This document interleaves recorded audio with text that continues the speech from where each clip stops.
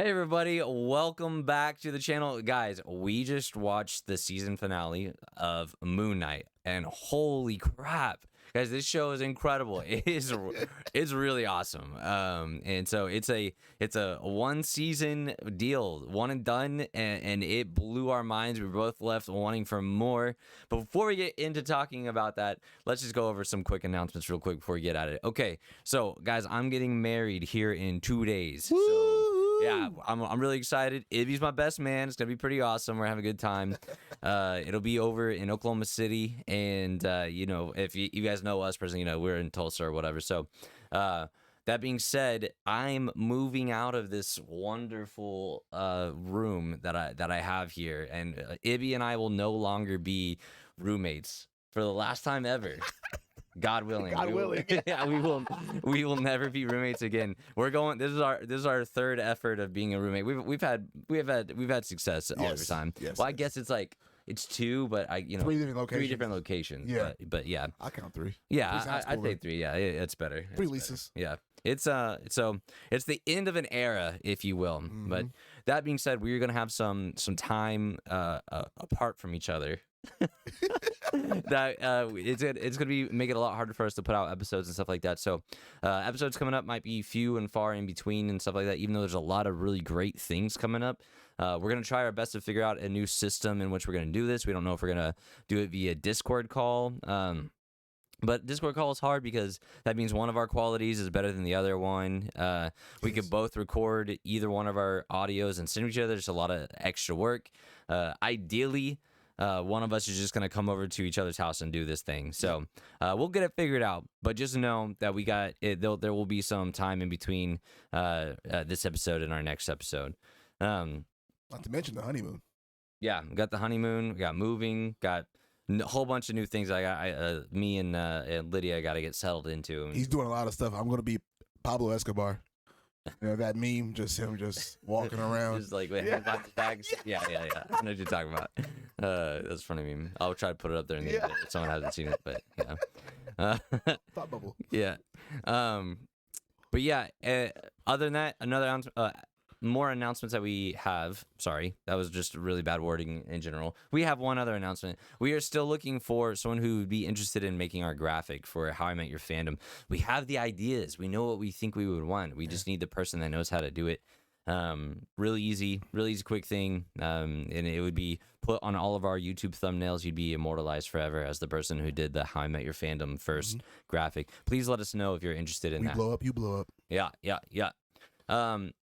We have some really cool shows that we both have been excited about and both been watching. So we already know what we are going to be talking about in future episodes. We still haven't covered Batman.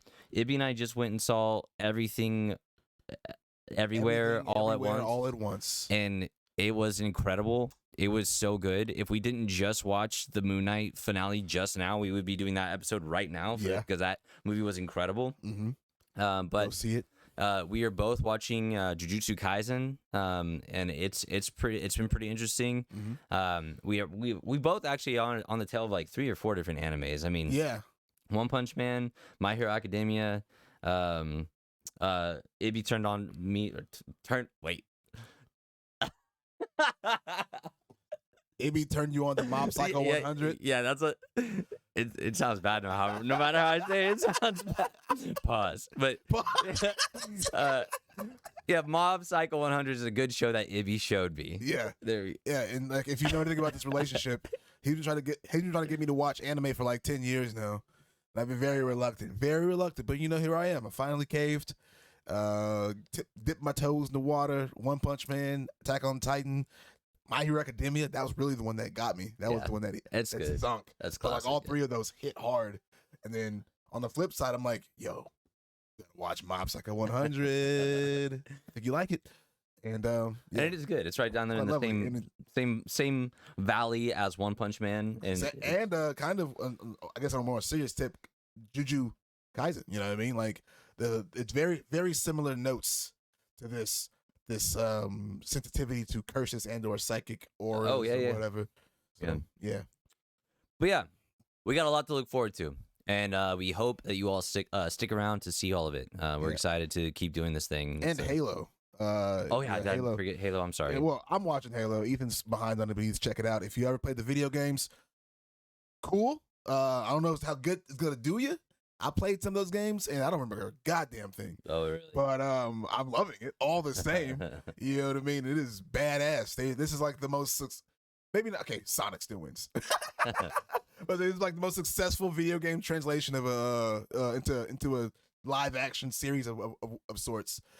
They've been trying to make We'll this wait for till a Last of long Us time. 2 or Last of Us comes out. Oh, Last of Us is gonna win. Yeah. Last of Us won already. It's actually not even fair. I'll be so upset if somehow they bomb Last of Us. I don't see how they can, but I will be it's too upset perfect. if they do. But hey, you know what? I mean, the creator of The Last of Us is also like steering the show, so that could be a good thing or a bad thing. Right. You know what I mean? Like, you were really good at the video game stuff, dog. But can you do cinematics? Right. You know what I mean? I'm sorry, cinematics and television, movies. I wonder how many things he's gonna have to realize that he has to cut. Yeah, right? exactly. Like when the director's like, "No, we only have this many resources for this thing." He's Yeah. like, but what about this thing? It's like, We can't just animate that out of the ether, dog. Yeah, Like, that shit yeah. costs money and everything.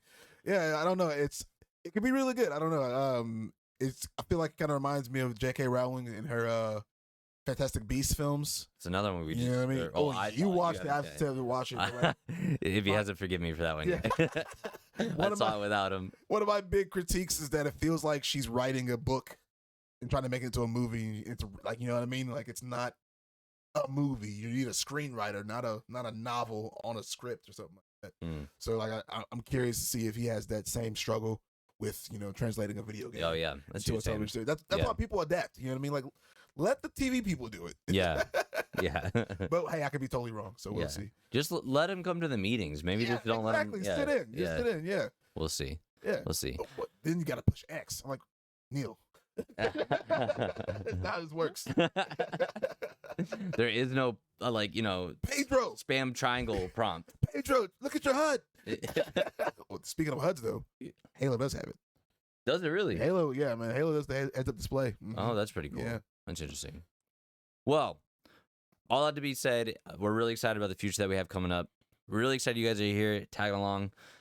But here we go. Let's jump into Moon Knight. Okay. Listen, first reactions to Moon Knight. I didn't know anything about Moon Knight. Okay, I really did not know. I just always knew his cloak was sick. Yep. And I like when people use those like moon-shaped daggers that come Yeah. out on both sides. I think those look sick. Yeah. I was like, okay, so maybe this guy's pretty dope. So my first reactions to the show is the way the way they set it up is a mystery. So Uh-huh. obviously it's poking that part of my brain that's like, I love murder mysteries, I love suspense, I love all these things, I love waiting on something to come to a conclusion, Yeah. and then like I'm trying to guess the conclusion along the way. Oh, so much misdirect. Yeah. Well, so I just learned that. So Ibby basically got a second watch through. He watched it originally, and then he watched the first 2 episodes with me. Yep. And then we he just watched the finale together. Yeah. Yeah. Ethan burned through it in one night. Yeah, I watched Yeah. it. I watched it in a night. So I couldn't tell you which episodes were which. Yeah, but- they all bleed together. yeah. But something you said that did come true as I was watching it. It's a long movie, and I'm glad Mhm. it is a long movie. I'm Yeah. glad it's not so episodal that you have to understand that it's a new episode, that you can sit down and watch them all the way through and it feels just like a 4-hour movie. Exactly. But I didn't hate it. No, Like it immerses you. yeah, like, it Yeah. was like I would rather watch that than Venom 2 again. You know what I mean? 100%. Like Oh yeah, from beginning to end. Put me in the Venom 2 for a fucking 10 minutes and I'm out. yeah. Like, no, can't do this anymore. Yeah, man, same. I went into Moon Knight. I mean, I knew a little more than you did because I'm like just a general like what's going on nerd. I remember, I think it was Marvel Ultimate Alliance way back when we were in our high school days. Uh-huh. I'm playing that video game, and if y'all know Marvel Ultimate Alliance, it's a game about all the Marvel superheroes, all the dope ones at least. And the loading screens, because it's PS2, PS3, something like that. It's PS3 probably. Yeah. The loading screens would show this dope ass all white hooded It's PS2. PS2. Yeah. All right, dope ass all white hooded Batman. And I'm like, who is that? And why can I play with him? You know what I mean? Like like, how do I unlock this guy? When do I unlock this guy? I'm beating this game, yo. I did it all. He was not in there. Come to find out, he was a GameCube exclusive or something like that. Oh wow. Yeah, exactly. I'm like, then why is he on the loading screen? It is a tease. But yeah, I'm over here. I Googled him for a quick minute. Like, who is this person and why is he like more popular? Because he looks badass. And yeah, and I went into it with a general understanding of who he was. You know, his ties to the Egyptian gods. The most interesting thing about him is that he has multiple personality disorder. And I was like, sold. Oh, pause. And Oscar Isaac, by the way. Oscar Isaac is one of my favorite actors, at least in the recent times. I've been following him for a minute now. Oh yeah. And to see him be his best co-star to date, Yeah. triple double, no assist. This guy is crazy good. And in terms of superheroes, a redemption from X-Men's Apocalypse, which I don't blame him for. He did his best. Well, so we're seeing something. You know what's funny? You're making the relation a triple double no assist type thing. You know, we've seen the Westbrook of Marvel acting in Ryan Reynolds, right? Yes. Okay. Triple double machine is his own punchline, and his own setup, his own punchline, and his own antagonist, his own he was so good in Deadpool, and we were like, God, only Ryan Reynolds could pull that off. And Oscar Isaac's like, hold my beer. Hold my beer, yeah. I can do this. And it's like, it's all about the flexibility. So now that, Russell Westbrook of OKC, rest in peace, that era. That era. Yeah, he's still fine. He's still fine. But now we're like entering the Giannis Antetokounmpo era of like, yeah, a lot of people can do this thing. Yeah. Here's Oscar Isaac taking on this multiple personality role, and it's so interesting. And that is definitely what keeps you interested through the whole series, is this juggle as the setup of the main character, Steven, is finding out things about himself that just don't make sense. And he knows something's up. You know what I mean? He's right from the get go. This dude has sander on his bed. He locks himself in. He tapes the door. He knows something's up. He has a goldfish. He's a goldfish. Yeah. This dude has a sleepwalking disorder. To all of his best of his knowledge, right, is that he sleepwalks and doesn't know what he gets into, but comes home with bruises and shit. Right. You know what I mean? Like, I am immediately interested in what's going on. What I found the most interesting and probably the boldest. Maybe it's not even that bold considering the what's the word, esotericness of the character, if you will. And that's how little Moon Knight's actually in it. You know what I mean? It's very much a character study on Oscar Isaac's Stephen Grant / Mark Spector. Yeah. You know what I mean? Like, what's going on between those two, the dynamic between each other, how they relate to one another. Stephen Grant has a whole ass life out here in England. You know, just a little mundane job, a dream to be a museum curator or a tour guide, which is not even like the most like aspirational thing. You think he could get that? Yeah. You know, you're working in the museum. You think his boss shut him down hard. You're in inventory. Yeah. She said, you will never be a tour guide. That's actually crushing to hear. Yeah. I would quit. That's one of the funniest lines in the whole show. He should have quit right there. You know what I mean? You telling me I would never? That's a harsh line. Yeah. Anyways, he's out here living a whole ass life. Meanwhile, Mark Spector is married. Yeah. You know what I mean? Yeah. I'm over here like, how'd you do that? Yeah. How'd you get married without Steven knowing? Yeah. The ring. Oh, anyways, my point is that I think it's very bold that we're really, for the most time, I would argue 80% of the show we're following these guys out of costume. Right. To the point where, in case spoilers wasn't, Oh yeah. Spoilers. Like, if you haven't watched the finale, go watch the finale, please. If you haven't watched the whole show, go watch the whole show, and then come back. Yeah. To the point. Spoilers, right? Pause it. Cool. To the point where I think it was in episode 3, he actually loses the suit. Like halfway through, the suit's not even there anymore. It's like, hey, budget. The CGI thing's expensive. This guy can carry the whole show. Just his acting chops. Yeah. Yeah.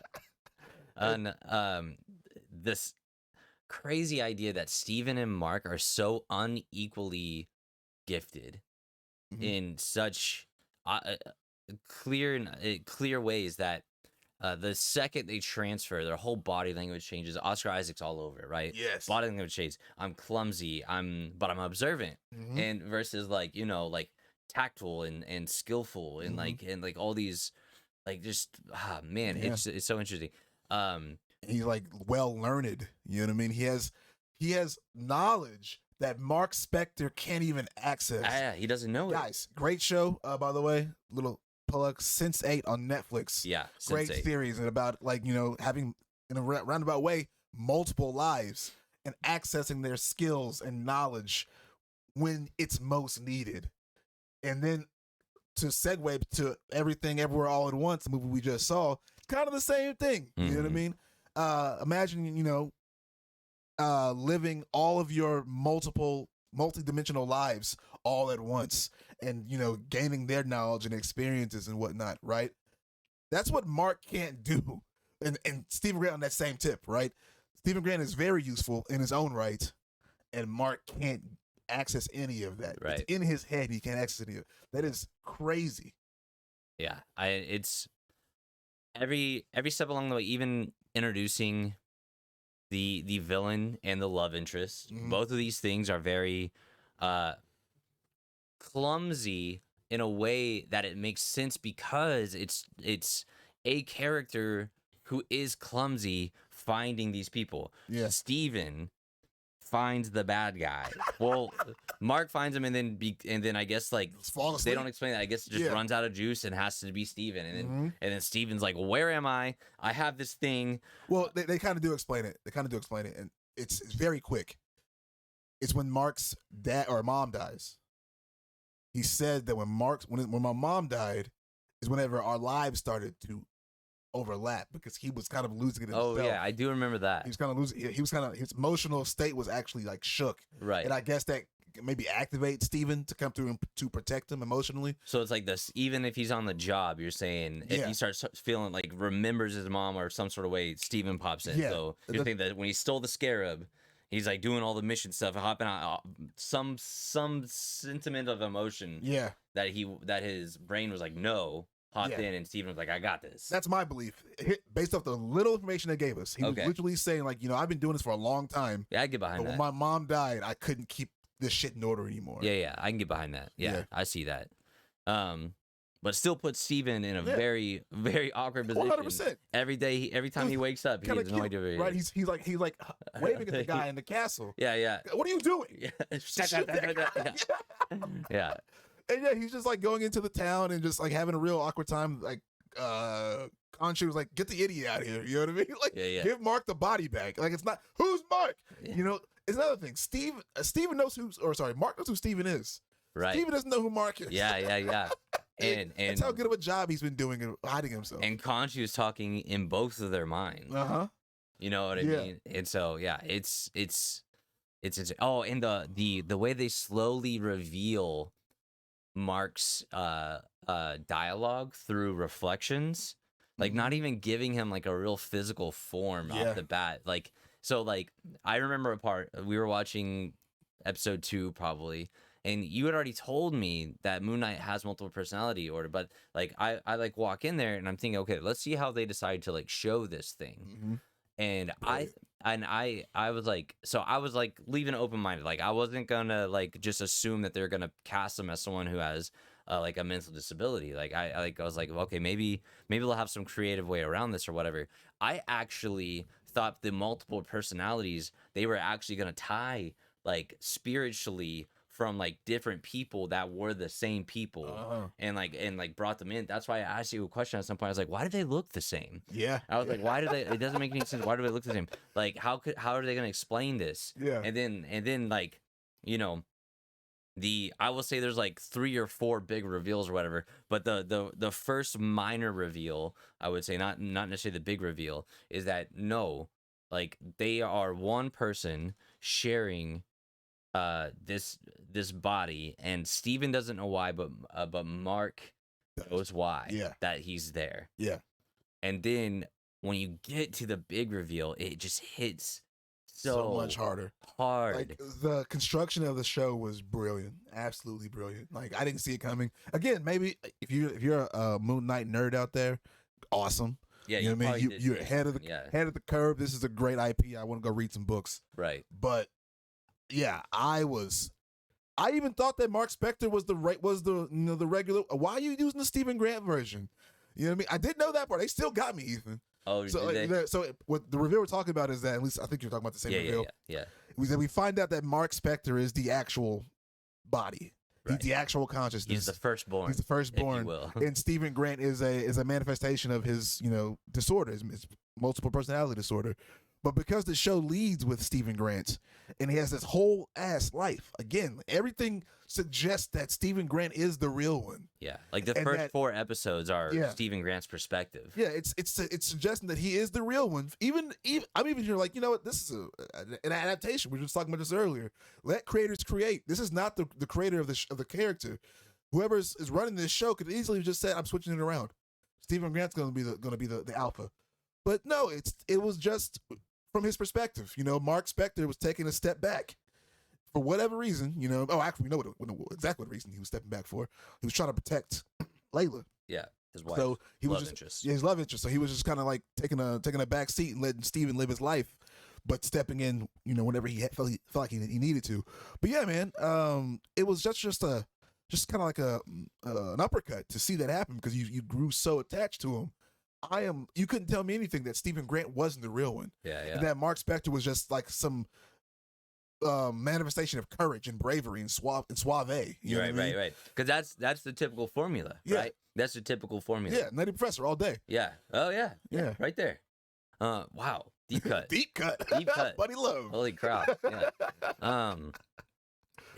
And so the whole storyline being that Stephen Grant is hearing things and discovering things about himself, and then slowly discovers this history and culture that he loves so much isn't just a culture. It is an actual like spiritual battle happening between these Egyptian gods, and that there's an order to all of it, and there's a reason, and there's an electoral, and there's there's avatars, and there's all these things, and even down to a really cool thing that we know is canon. I believe that's what you said, is like the Egyptian god Khonshu is the one that is gifting them with this suit that heals them and protects them, gives them a little bit of powers, gives them some cool things to do. Yeah.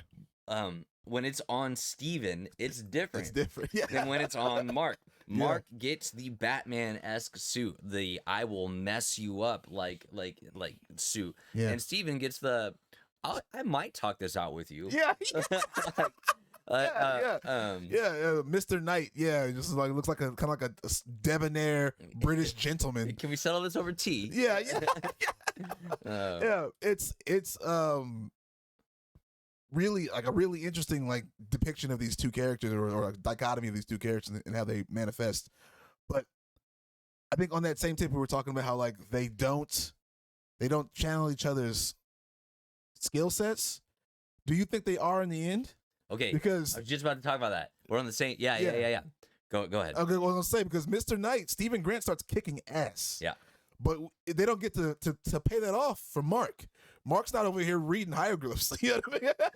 Well, we just didn't see it, like you said. They didn't pay it off. But yes, I do believe when they can freely switch back and forth, and when Oscar Isaac is switching the accent in like every other sentence, that is when those two minds have Conjoined to some degree. actively or equally. I wouldn't say community, because I bet you they could shut it off again if they want to. So I wouldn't say it, but it's like it's more of like those two divisions of Mark are now freely open communicating. Yeah. So it's like at any given second they can pull back and forth, which they didn't do much to talk about this, which I'm glad they did, because that's like a whole nother realm of weird. Both of those people are attracted to Layla. Yeah. And Dude, I'm so glad you brought that up. The way they the way they did the kiss between Stephen Grant and Layla was magnificent. Because I think she's into it, but she is acknowledging that it's fucking weird. Yeah. You know what I mean? Yeah. It's like, she's like, because Steven is everything she wants Mark to be to some degree. Like, obviously, she loves Mark. Mark is the exact opposite of Steven, but like, Steven has some qualities that she is clearly like digging. Yeah. And like, man, why can't Like integrity, yeah, dependability. exactly, reliability, safer. Yeah. You know what I mean? Like this guy's not. He clearly loves me. Like you know what I mean? Like. Also, I'm he's into everything that her dad taught her to be into. Yeah, like, whereas yeah, Mark like, was, her dad would probably hate Mark and love Steven. Steven, you know what I mean? Yeah. Take him on the father. But yeah, when it came down to it, I think she was trying to make a move first, and like he backed away, and then he came back in full frontal, and it was. I remember thinking like, why do you have that weird look on your face? Because like I thought you were into this too, and then it was like, oh no, it's weird. Yeah. You know, like it's almost like you're cheating, but are you? Yeah. You know, I guess you kind of are because it's a different person, but it's the same body. Yeah. So it's like, what is happening right And now? also, they never tell her what's going on. They never tell her Mark created Steven. Yeah, they never tell her that part. Yeah, which I think we kind of glossed over that too. The existential crisis of it all was so well performed and executed. You know what I mean? Like you said, like this is a guy who we all thought was the real one, was the alpha, and he obviously thought he was too. He thought he was real. He thought he existed. Mm-hmm. Only to find out that he is some sort of defense mechanism. He's the shield. He's a shield protecting, Mark from, his woes, and he's the one who's actually taking the beating, which is wild to think, because he remembers his mom being like lovely and sweet. Right. You know what I mean? Mm-hmm. Like, but he was the one who took the beatings. I don't know. They didn't square that one for me. Oh yeah, that one.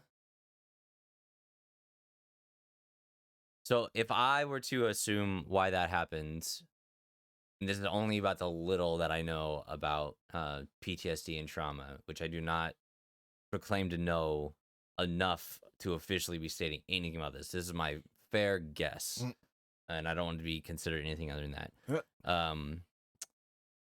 Often, parent to sibling related trauma, it takes a whole lot to or not parent to sibling, parent to child. It takes a whole lot to convince the child that the trauma that was inflicted upon them was trauma.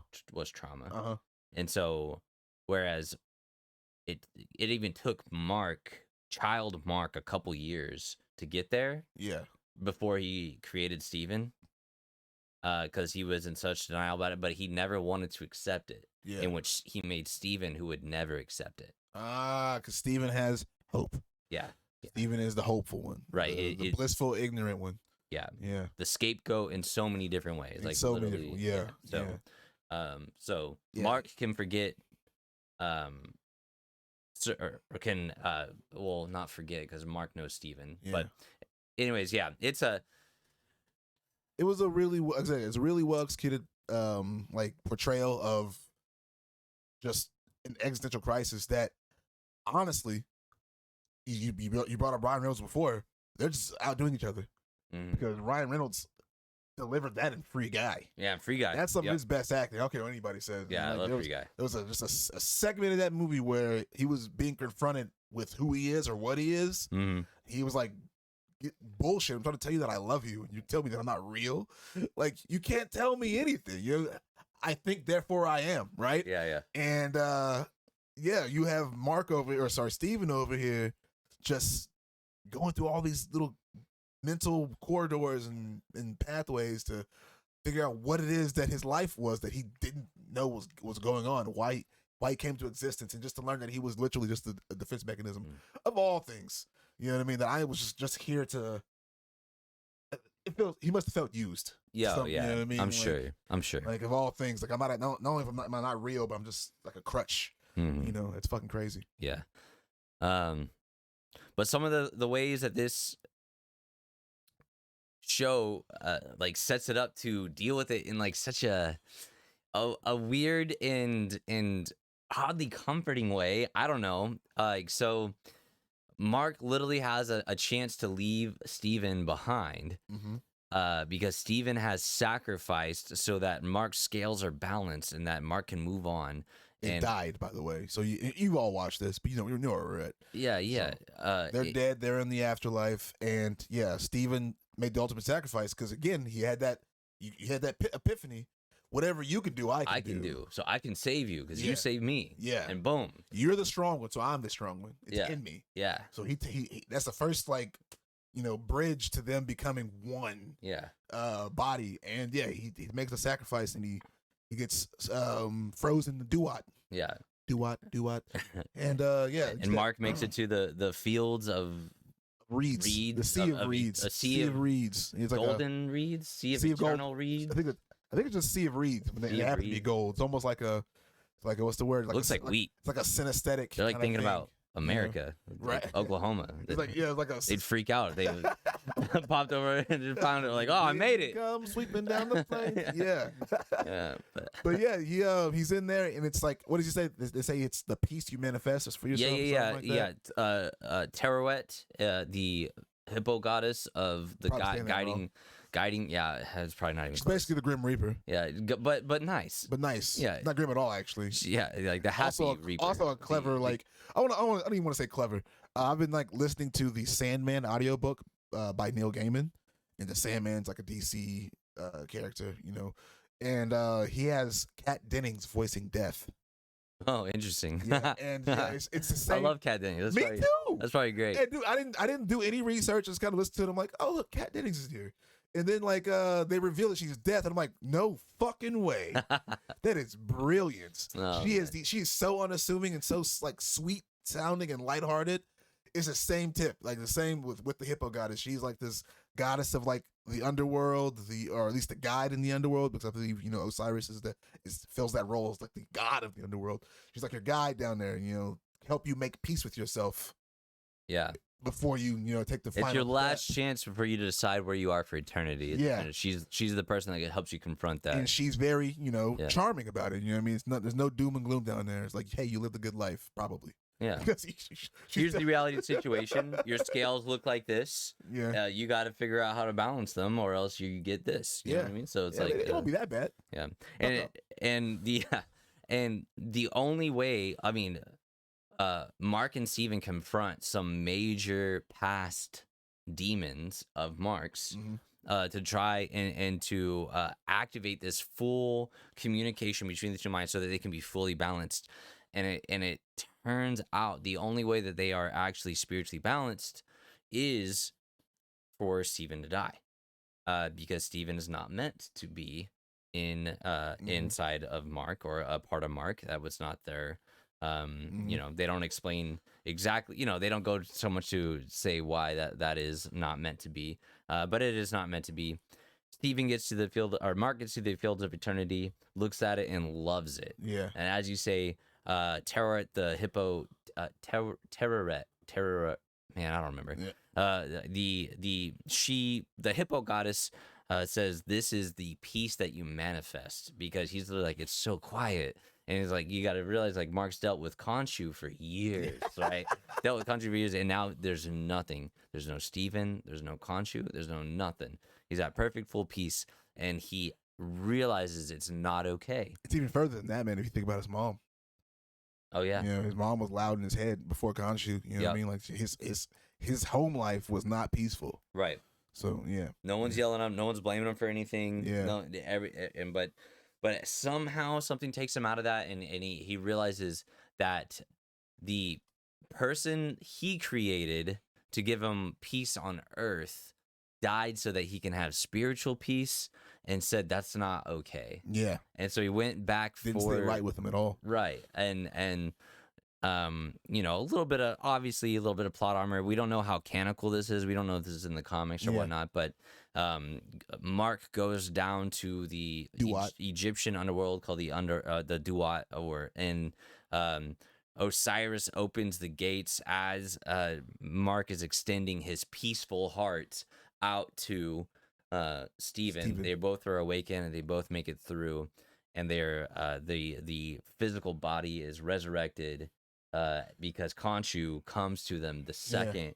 So they're still like, they get to make it back to their body, but oh yeah, their body is shot. Yeah. Yeah.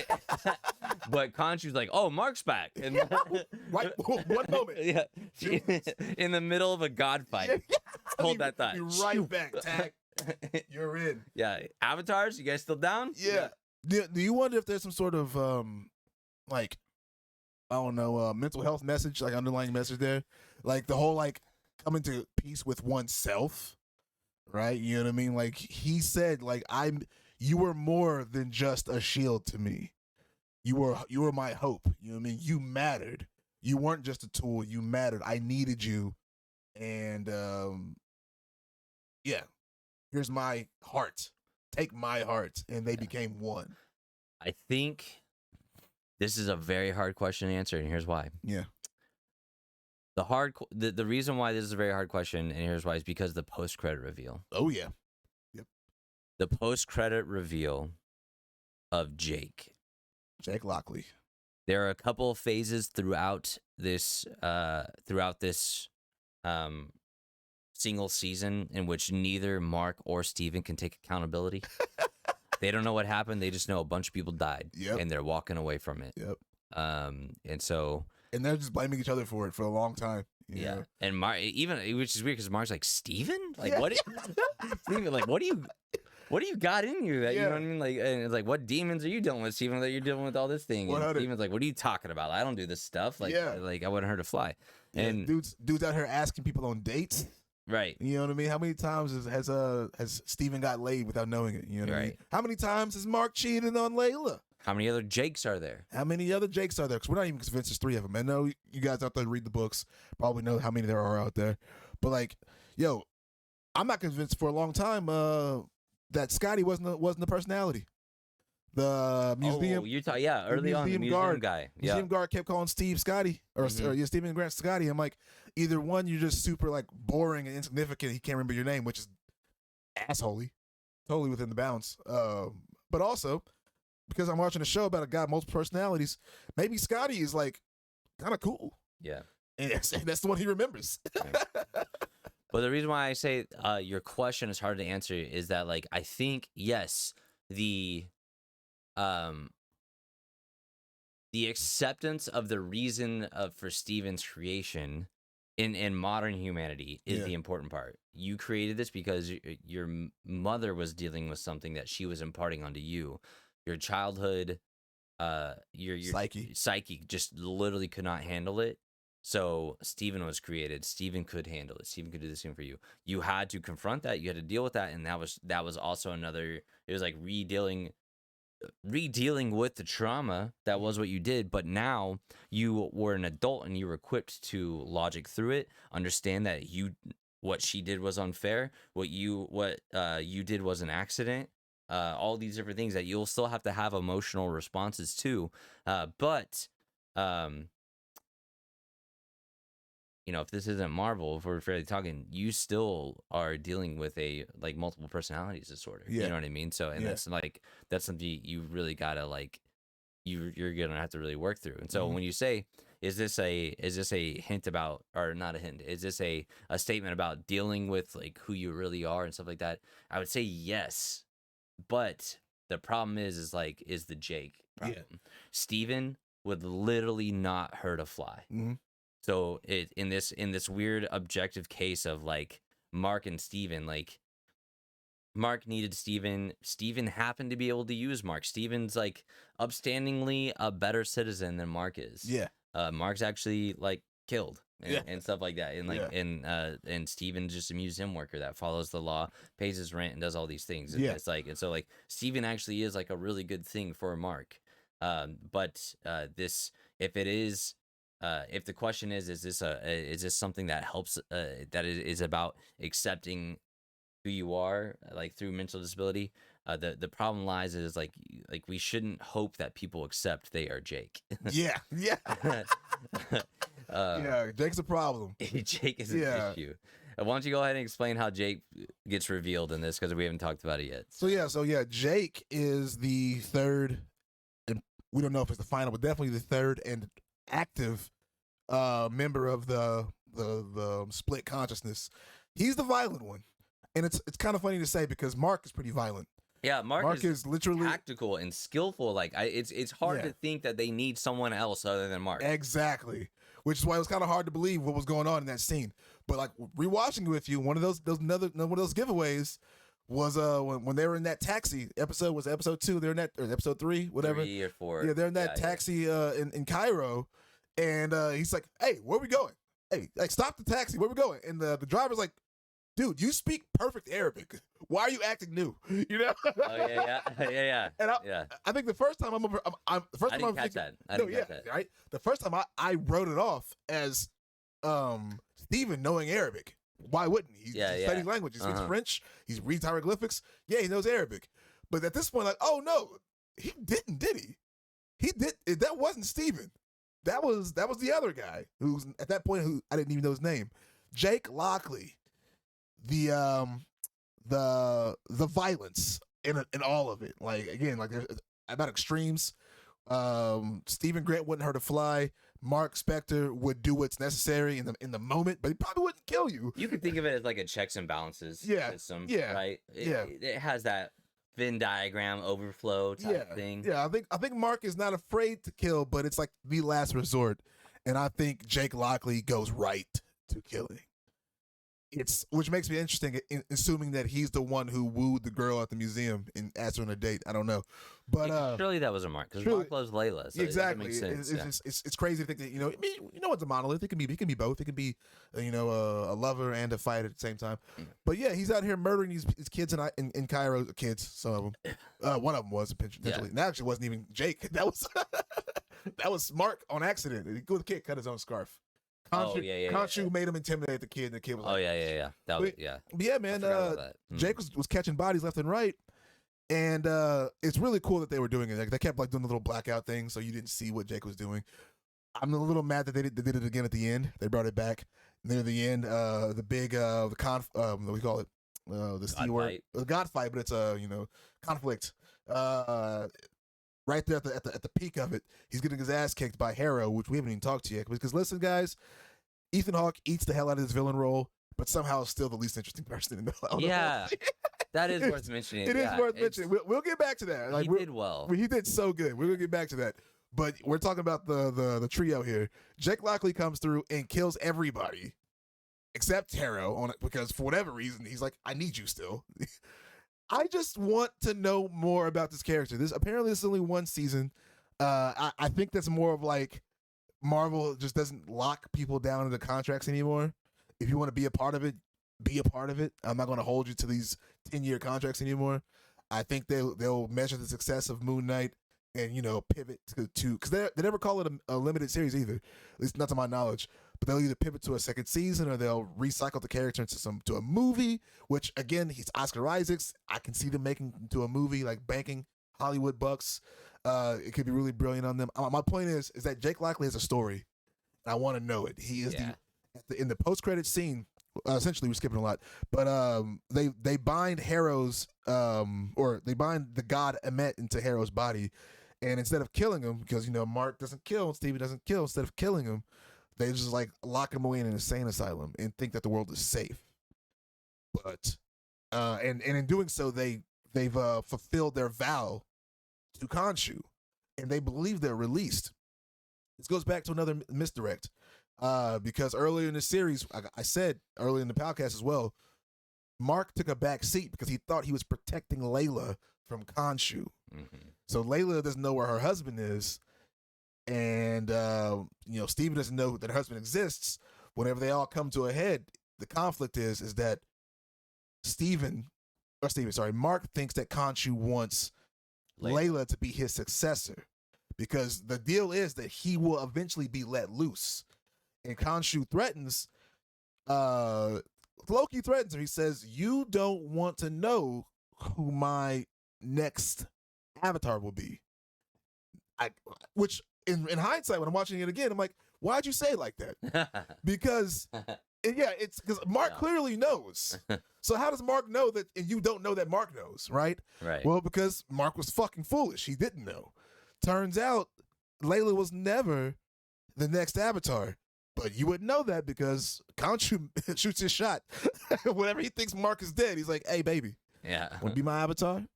And she turns him down left and right. Mark said, I trust you. Turns him down left and right.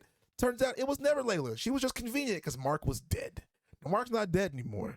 Steven doesn't want to be the avatar. Mark doesn't want to be the avatar. But you know who does? Jake Lockley.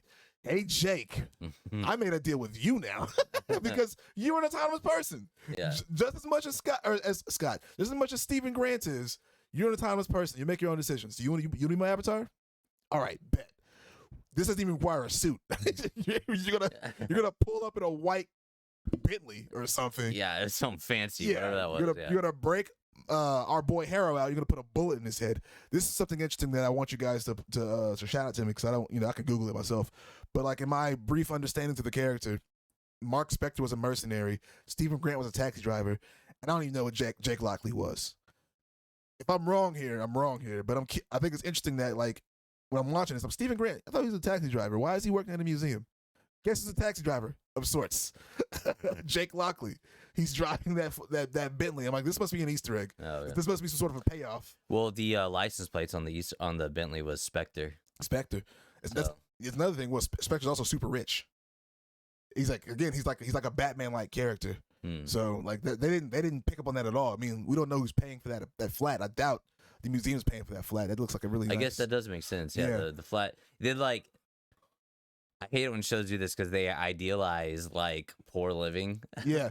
Like, you're like supposed to be like living poor, but that place costs a pretty penny. Like, yes, humble brag fandom. I lived in London and my flat was a goddamn closet. So as raggedy as his flat looked, it was massive. J.K. Rowling had it right. Harry Potter knew what a flat was. Yeah. But yeah. That's to say, Jake Lockley came through, and he is somehow, in a way, one of the most interesting characters in the whole show, and you barely meet him. And he speaks fluent Arabic, by the way. So pay that off. I want to know more. I need them to do more. I need to see this character. I need to see his. We were talking about this briefly before we started recording, but in terms of like the necessity of it, right? We know why Steven was there. Why was Jake invented? Well, we know that Mark's not really a killer. You know what I mean? He's willing to do what it takes. But if he enlisted in the army or some sort of armed services, and which he did do, and we know he got discharged. I can't remember why he got discharged, but it's probably from fucking excessive violence. Yeah. You know what I mean? He probably had an episode. Jake came out and killed the whole enemy team. He probably couldn't actually go through with it. The war is hell. That old quote. He probably experienced that and needed somebody to protect him from that too. Somebody who can do the job, but can feel clean about it, right? Well, I mean, I guess Jake does feel clean about it. We don't know how Jake feels, but we know that Mark doesn't know what happened. You know what I mean? So you have somebody taking these shots for him, catching these bodies for him, and then just going away, which is kind of interesting and noble of the character. You know what I mean? It makes Steven seems like he's like, like a nuisance. But like, that's interesting. You know what I mean? Yeah. Noble's probably the wrong word. No, I see what you're saying. Yeah, Steven's. I'll carry this weight. Yeah, I won't even tell you about it. Exactly. I won't even tell you about it. Exactly. Jake is like, here. I know my role here. Yeah. I know my role here. And then like, even whenever we're seeing them get in the trouble, the three of them get in trouble, whatever, it's like, I'm gonna get you guys out of this. You know what I mean? I'm gonna get you guys out of this because I don't have to be in the driver's seat, but I like being alive. Yeah. A good steak every now and then is good enough for me. But there's a show you need to watch still. It's called Peacemaker. There's a beautiful scene like that in there where it's just like the character. Well, I forgot about that show. You should definitely watch the show. A particular character can't do what needs to be done, so somebody else steps up and does it. And it feels like that was a Jake Lockley thing. It's like, let me do this, buddy. I got this for you. Got it. But yeah, man, Jake Lockley. Low-key one of the most interesting characters in the show. More interesting than the villain of the series, Ethan Hawke. Ethan Hawke, he ate that role, man. He was so great. He did great, yeah. But it's unfair. I mean, this is not me knocking him at all. He was great. He was literally great. It's just funny that this show and how it was constructed was the most interesting parts was literally just centered around Oscar Isaac. Yeah. I'm here for the big battle at the end. Great, cool Godzilla kaiju god battle in the end. Yeah, it looked sick. Yeah. The gods look sick, especially, we got to meet Amet, this alligator with dreadlocks. Dreads, yeah. You know what I mean? But like we knew her goal. We knew what Harrow was after, right? He believes that on some Minority Report shit that people are, I guess, inherently evil or inherently good.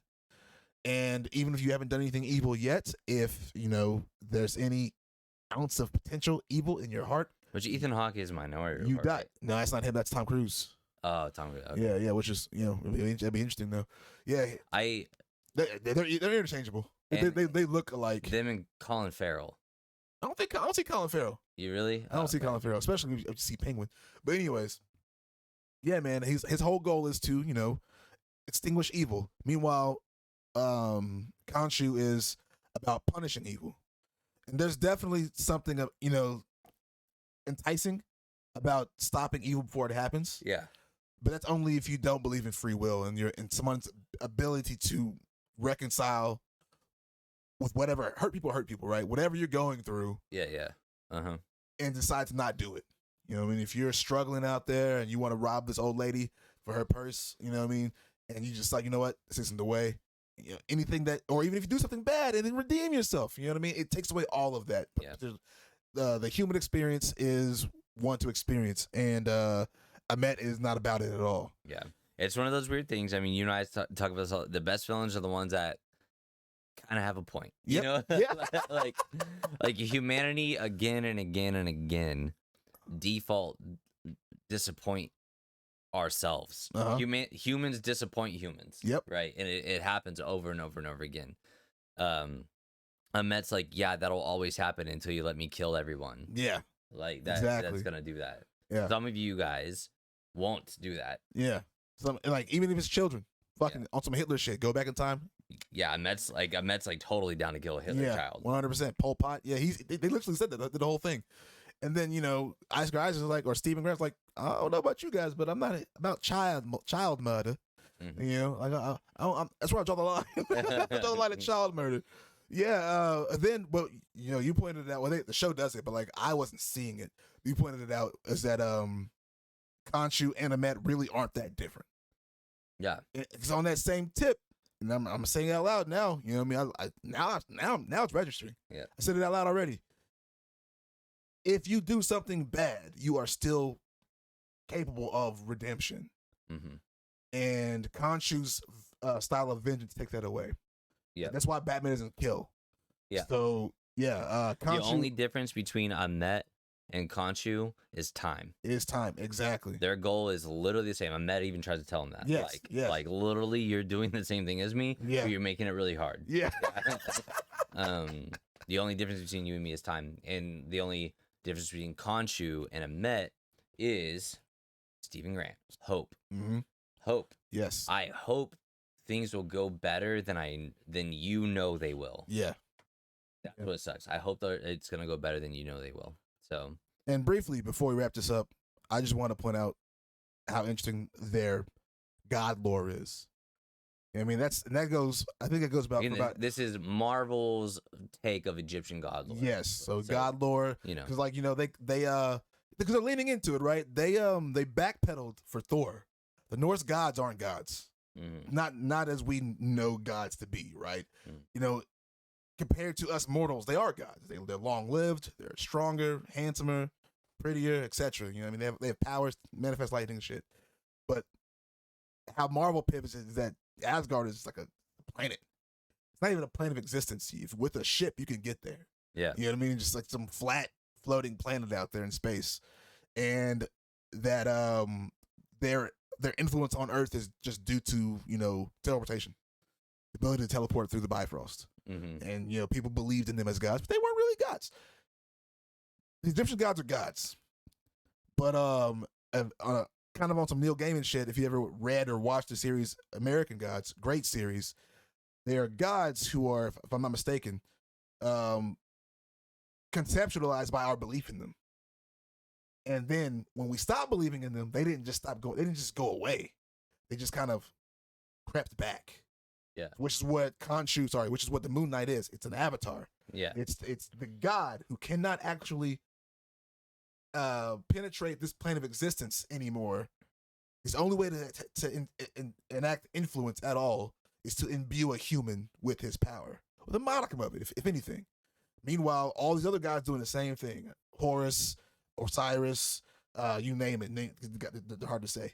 Isis.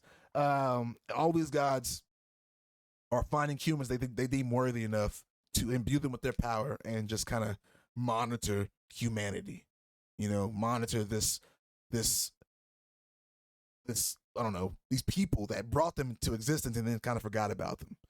And Khonshu is just not about it because they're just monitoring. And Khonshu's like, no, we need to be out there being gods and enacting our godly power and our godly will. And that's what a Met got thrown in jail for. They just let Khonshu kind of just, he's not as bad, right? Yeah. He's kind of funny. Yeah. we'll let him roam around. Yeah. But it's a very interesting take on how the gods, influence the earth. And, obviously this is the Marvel universe and there's superheroes and aliens and all that kind of stuff. Where are these gods? Why aren't they doing anything? Yeah. This is the best they can do. That's a really interesting question. I didn't think about that yet. Like, yeah, like what is, because so far some of the other Marvel like one-off series that we've watched have a whole lot to do with addressing the last Marvel sequence that we went through in the cinematic universe, right? Like, Yeah. Loki is very much on the tail end of everything that just happened.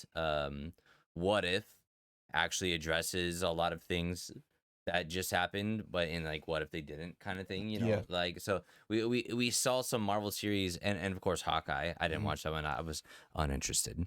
You should watch it. Hawkeye, he's just the worst. Anyways, So good. Watch it. Watch for her. no one else is saying it's good. Everyone's saying it's good. No, they're not. Chat, tell me how good Hawkeye is. Because Chat. the group, ain't nothing but a geek thing, loves Hawkeye. I'm disappointed. So you should watch it. You should take a look. There's 6 episodes, and they're like even shorter than this one. Yeah. I think you'd like it. One day, I we'll think you'd see. like it. I'm And it's a sure- Christmas movie. And it's a Christmas movie, like Die Hard. Okay.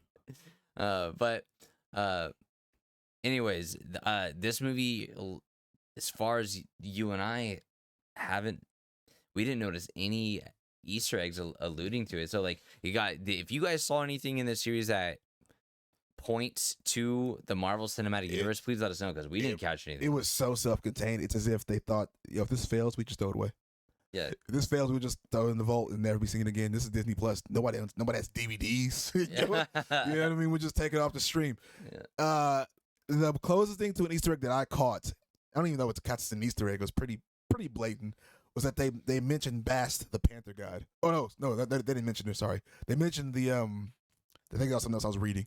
I think people were speculating that she was there in the pantheon. Oh, okay. But she's not an Egyptian god. You know what I mean?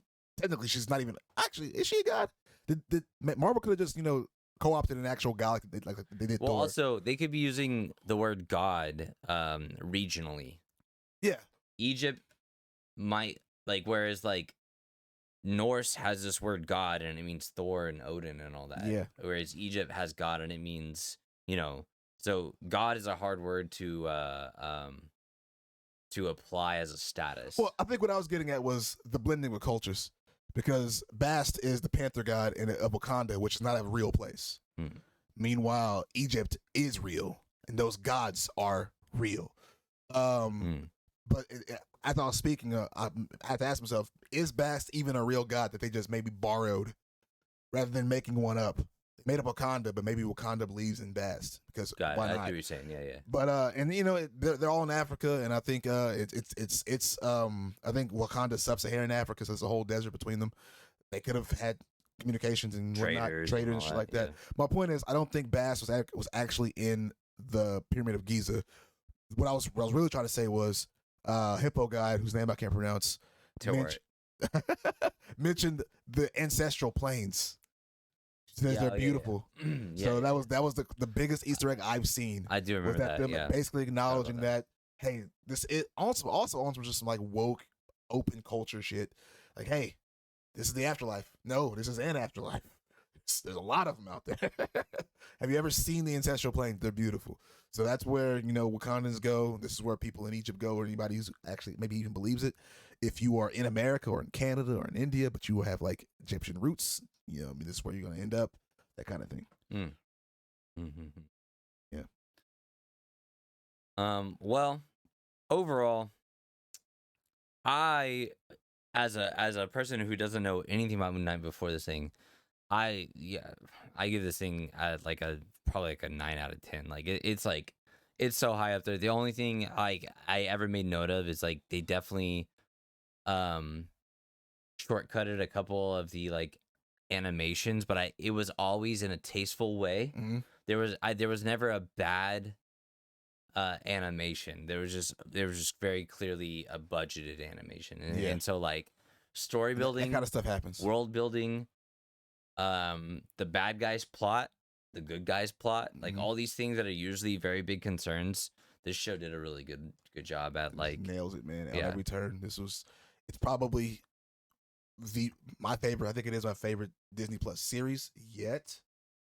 You know what I mean? Like I'm not going to go down the whole list of them right now. That's a show for another day. But yeah, I think it really did just come in swinging, coming in hot. There were no lags. I mean, obviously episodes were better than the others, but there were no lags. It's just so fucking good, man. You know? Yeah. If you haven't seen Moon Knight, well, I don't know why you're still listening, but tell us what you think. Yeah, for sure. Please tell us.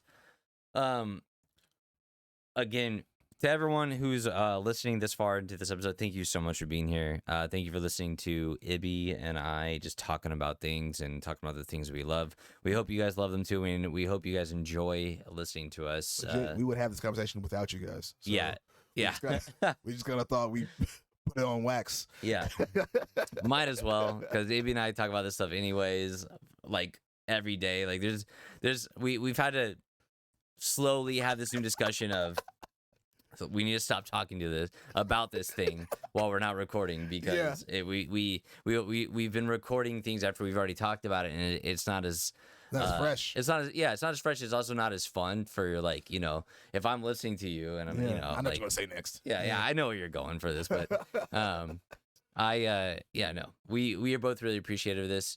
Please like and subscribe onto the YouTube, and hit us up with what you guys want to see. I mean, like I said, we watch whatever the heck we want to. We're not subscribed to any particular fandom. We will love to join in on any fandom that you guys have in mind, and we would love to learn about some new fandoms even. So just finished Ozark. You know, it's not just comic book shit we over here watching. yeah, Ozark. You know, Ozark is just dark drama. Ozark's great. Eat it. I can't wait to start the last season of Ozark. I'm behind you on that, but I can't wait to see it. Phenomenal. It does not. I mean, I told you before, the ending, it's questionable, but it's not bad. It's just like season. And I think that's something that's really great about Moon Knight. Yeah. This is a one-off. Yep. If they wanted to pick it back up, they can. But like, it definitely did wrap up. Yeah. It definitely did wrap. It could end up. here. Yeah. It could end here. Yeah. And now they have to play the odds of, like, can we double our viewership because our first season was so good? Yeah. Or can we throw in Moon Knight, the next Spider-Man movie? Yeah. You know what I mean? Like, what's gonna happen? What's the play? But anyways, let us know what that next little bit of fandom that you guys want to see. Remember, we are going to be taking a little small hiatus because I have some personal obligations in my life, getting married, and but we will be back. So we'll see you guys around. Bye. Deuces.